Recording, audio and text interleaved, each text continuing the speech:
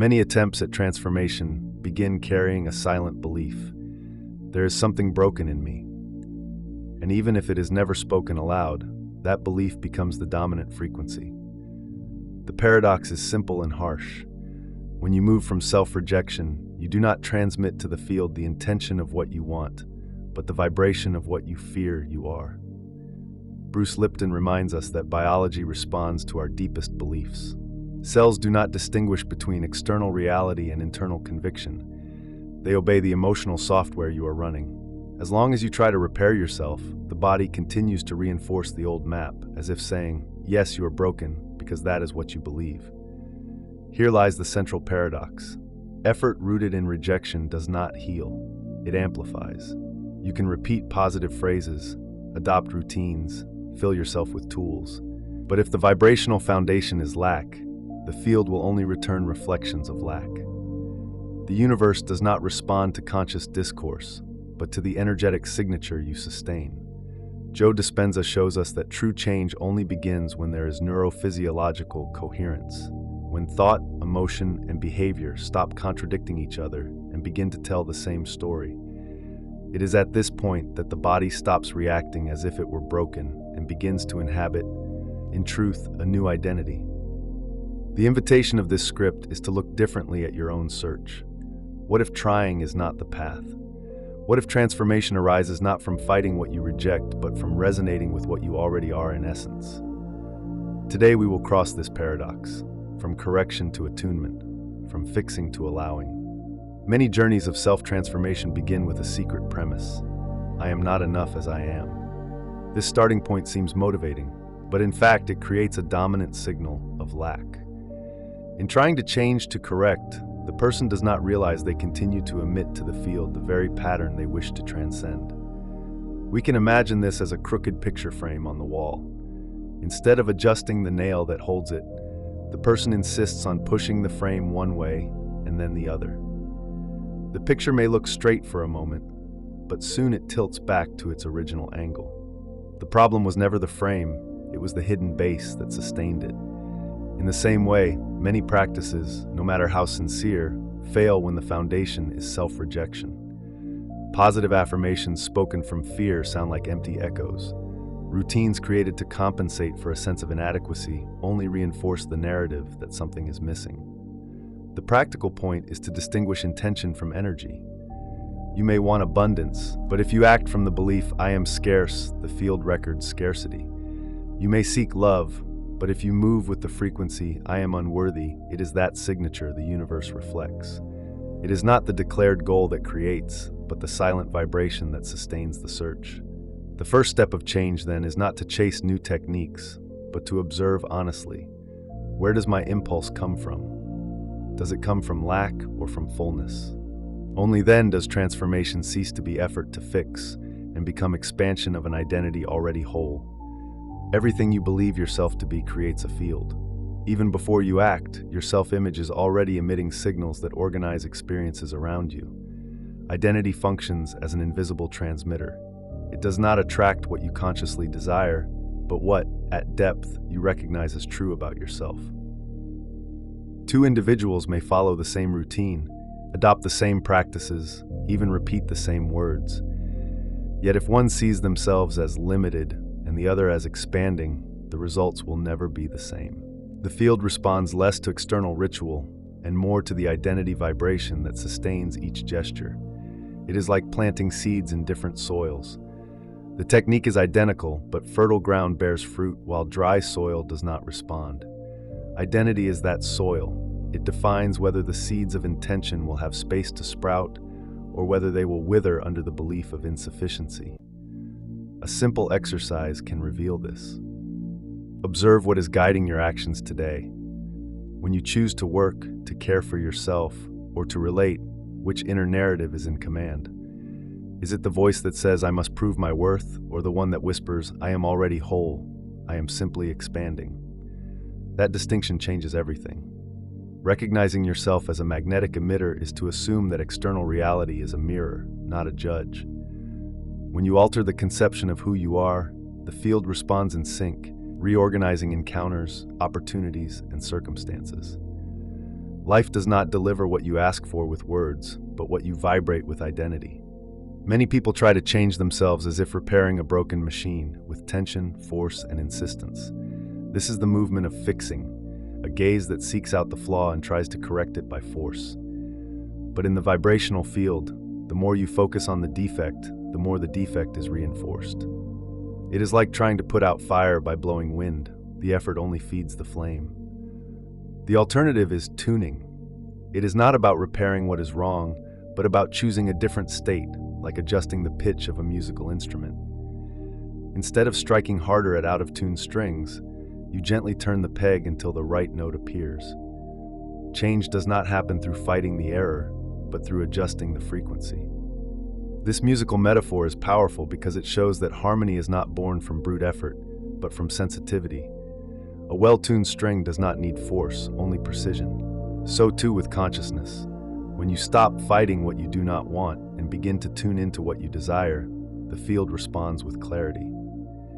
In practice, this tuning can begin with something very simple: 3 conscious breaths before any important action. As you inhale, you observe the origin of the impulse. Does it come from anxiety or from trust, from the need to correct or the will to express? That small space already changes the quality of the signal you emit. Choosing to tune instead of fix is leaving the logic of correction and entering the art of alignment. It is trading the harshness of repair for the softness of adjustment. And in this state, transformation is not imposed. It reveals itself like music that was always there, waiting to be heard. The body is not only the stage of emotions, it is also their living memory. Every emotional state leaves chemical traces, and over time, these repetitions become pattern. This is why so many people want to change but feel pulled back to the same place. The body has learned to remember the old state better than the mind. Joe Dispenza calls this the biochemical identity. If you have spent years feeding stress, fear, or inadequacy, your body has grown accustomed to producing daily the hormones that sustain those states. Thus, even if the mind declares, "I want to change," the body responds, "But this is the only path I know." It is like always walking the same trail through a forest. Even when you decide to choose another path, your feet, by habit, return to the old way. The body does the same. It seeks what is familiar, even if the familiar is pain. The way out is not to force the mind to overcome the body, but to teach the body new paths. Every experience of resonance, an instant of gratitude, a deep breath, a sudden clarity, imprints another chemistry on the system. If sustained for 60 to 90 seconds, this new signature begins to open fresh trails in the brain and in the heart. That is why the practice is not to fight the habit, but to create small, repeated experiences of coherence. Little by little, the body learns to recognize the new state as familiar. And when that happens, change ceases to be a mental promise and becomes embodied memory. In the quantum field, observing is not a neutral act. Attention functions as energy. What you contemplate with emotion is precisely what you strengthen. The mistake is in believing that complaining about a situation is a way of venting, when in reality it is a way of amplifying it. Observation infused with frustration selects probabilities that repeat the same scenario. It is like looking at a plant and only talking about how dry it is without ever offering water. Negative attention does not revive it.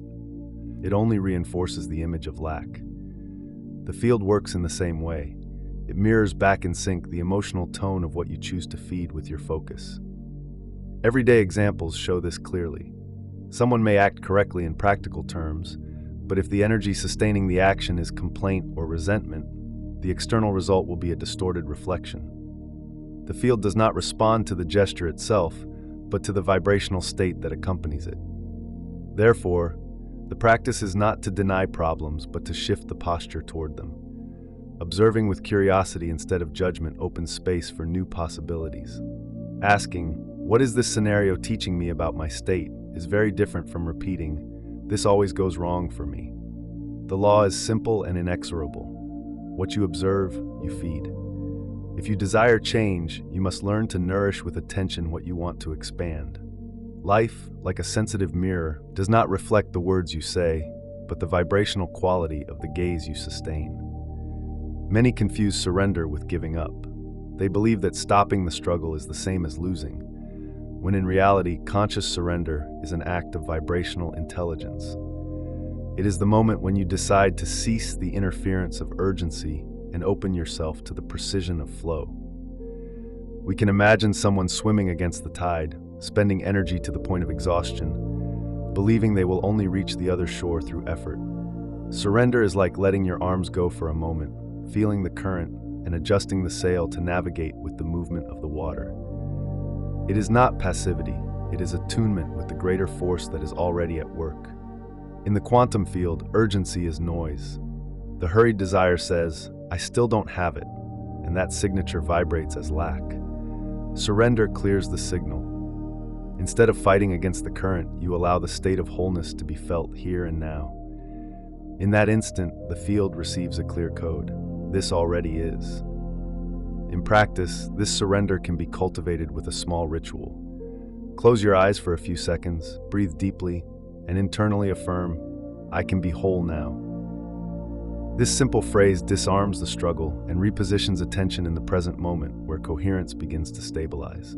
Intelligent surrender is not abandoning the path, but ceasing to distort it with anxiety. When you surrender consciously, effort transforms into flow, and what once seemed distant finds space to manifest naturally. Not every action is the same. There are gestures that seem correct but are born of fear, and others that may be simple yet carry the force of coherence. The difference is not in the size of the step, but in the quality of the energy that originates it. Aligned action expands, anxious effort contracts. Aligned action is the kind that flows naturally. It does not demand excessive justification nor create unnecessary tension. It is the email you feel clear about sending, the conversation that arises with openness, the choice that resonates as a response through your whole body. This type of gesture fits into the flow of life as if it had already been waiting. Anxious effort, on the other hand, is marked by urgency. It is the action taken only to soothe the fear of waiting. The body contracts, the breath shortens, the mind fills with "what if it goes wrong?" Even when the action seems rationally correct, it carries vibrational noise and often generates resistance in the field. A simple checklist can help. Before acting, ask yourself, is my energy expanding or contracting? If there is lightness, clarity, and a sense of space, it is likely aligned action. If there is rush, tension, and the need to prove something, it is anxious effort disguised as movement. In practice, choosing a minimal step that feels natural is more powerful than forcing a large leap fueled by fear. Because in the field, it is not the size of the gesture that creates, but the coherence between intention, emotion, and action. The universe responds to the clarity of the signal, not the intensity of anxiety. The mind often believes that resisting a problem is the same as combating it, but in the vibrational field, resistance functions as fuel. The more you oppose, the more energy you give to the very pattern you wish to dissolve. It is like trying to erase a shadow with blows of light. The more attention you direct to it, the stronger it appears. Resistance creates vibrational reinforcement. By repeating, "I don't want to feel this," or "I need to get rid of that," you still keep your attention locked on the problem. And as we've seen, what is observed with emotional intensity is precisely what is fed in the field. Life does not distinguish between acceptance or rejection. It simply mirrors the focus you sustain.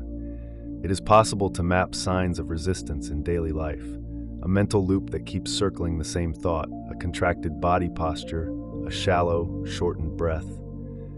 These three markers reveal that, even unconsciously, you are feeding the pattern you want to overcome. The intervention begins with awareness.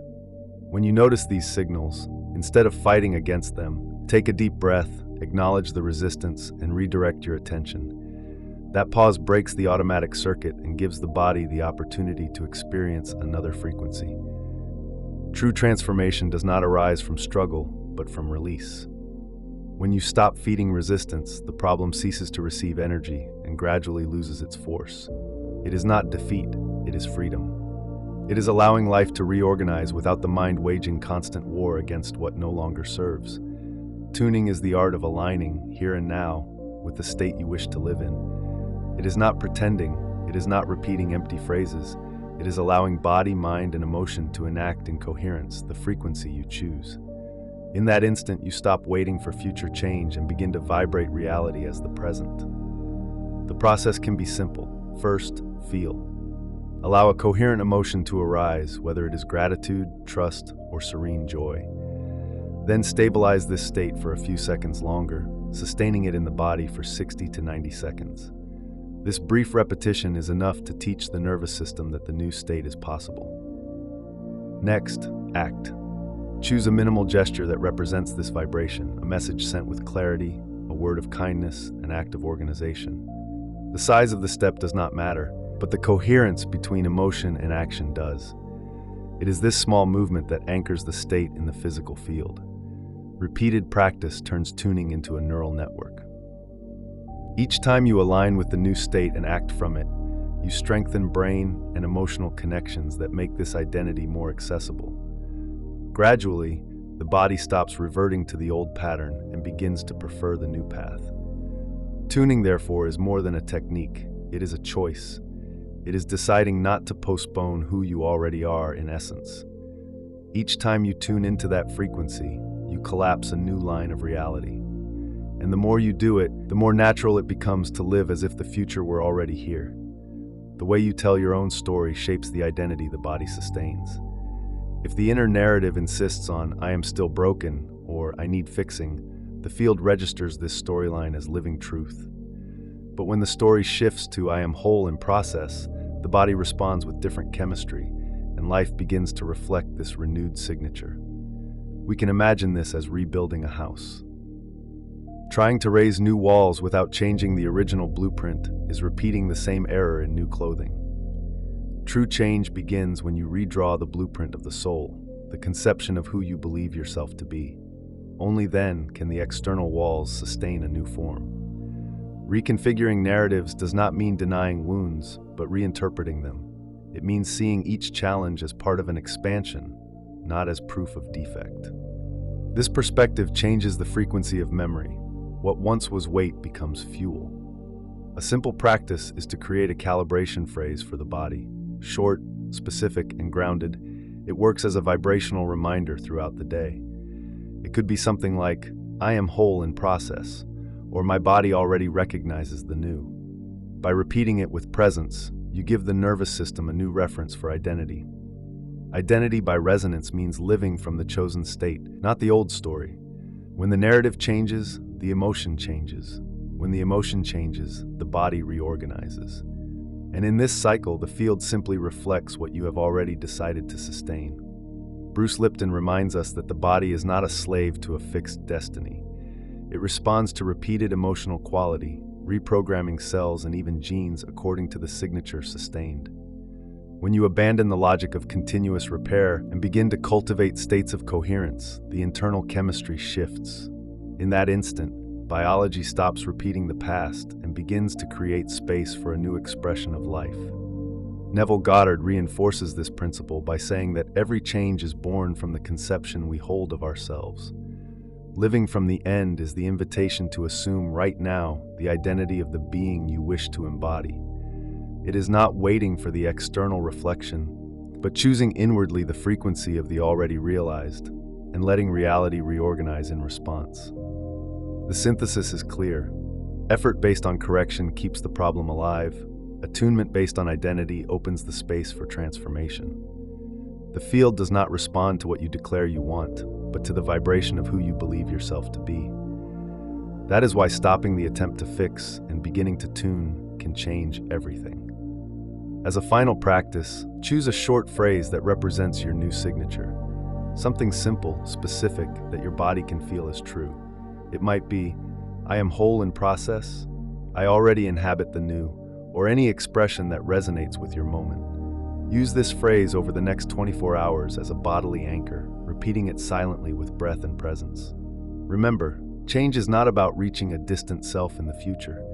It is about recalling now, the whole self that has always been within you, waiting for permission to manifest. When you inhabit this identity in the present, the future ceases to be a promise and becomes a natural consequence.